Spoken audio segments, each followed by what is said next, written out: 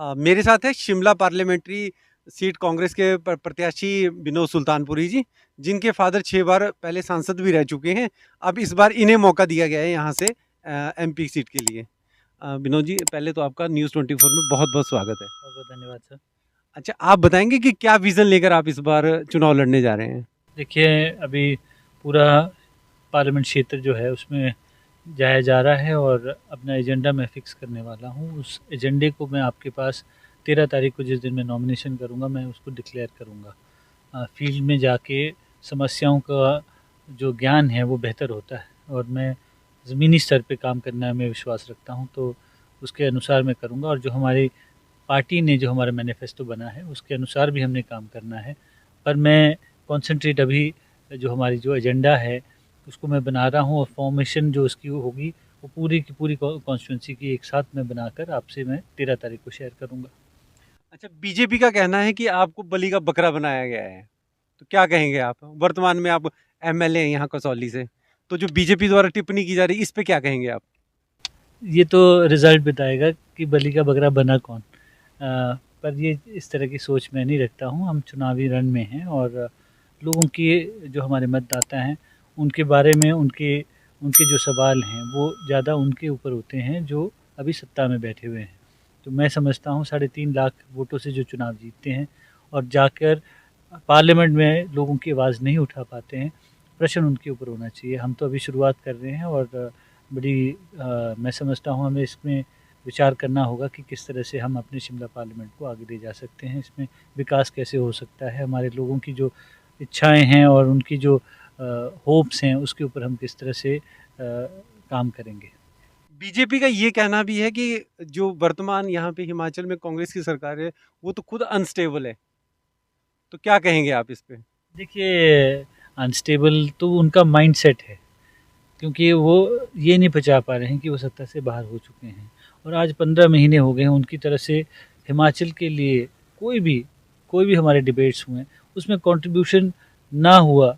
और उसके बावजूद जो मैं एक और बात बताना चाहता हूँ, जब त्रासदी आई, त्रासदी के समय भी हमने उनसे अनुरोध किया कि आप हमारे साथ चलिए और दिल्ली में हम आपकी जो सरकार है दिल्ली में, जिसे हमारी भी सरकार माना जाता है, उनसे हम आग्रह करते हैं कि हिमाचल के लिए हम अतिरिक्त राशि लेके आते हैं। जो हमारे लोग हैं जो बहुत सफ़र कर रहे थे, बहुत उन्हें परेशानियाँ थी, तो हिमाचल के लोगों के ऊपर उन्होंने सूद ही नहीं ली।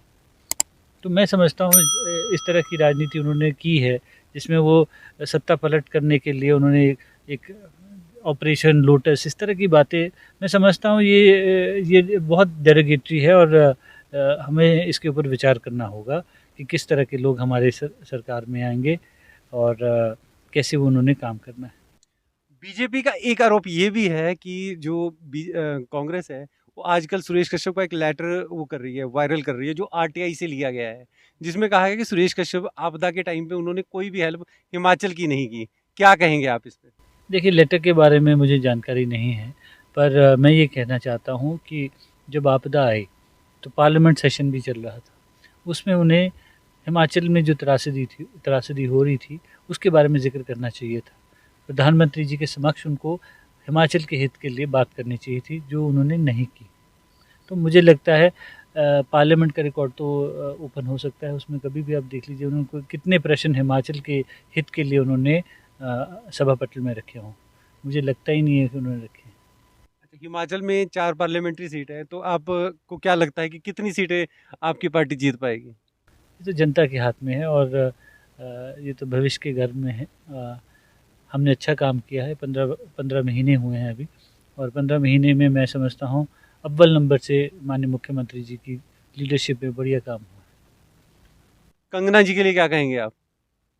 कंगना जी अब मैं जिस तरह क्या, की वो टिप्पणियाँ कर रही हैं कांग्रेस के ऊपर, क्या कहेंगे उस पे? देखिए, मैं दूसरी पार्लियामेंट क्षेत्र की बात मैं क्या करूं, पर मैं जानता हूं विक्रमादित्य सिंह चुनाव जीतेंगे और बहुत स्ट्रॉन्ग लीडर हमारे उनके सामने आए हैं और मैं समझता हूं उनको बड़ा युवाओं ने बहुत पसंद किया है हमारे विक्रमादित्य सिंह जी को और अच्छा एक लीडर मंडी पार्लियामेंट को मिलने वाला है।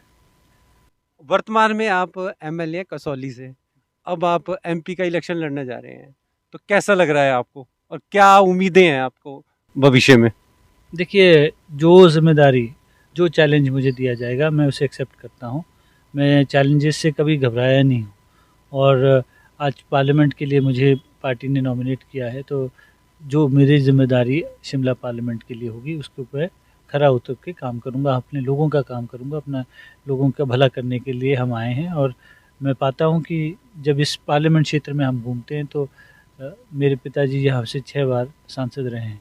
तो उनके जो किए हुए काम और उनके द्वारा जो यहाँ पे लोगों में जो प्यार, वो मुझे जो जब देखने को मिलता है, वो मुझे बहुत ताकत और प्रेरणा देते हैं। तो ये थे विनोद सुल्तानपुरी, जो अपनी जीत को लेकर पूरी तरह आश्वस्त है। उनका कहना है कि हिमाचल में 4 की 4 सीट इस बार कांग्रेस जीतने जा रही है। राजेश शर्मा, शिमला, न्यूज़ 24।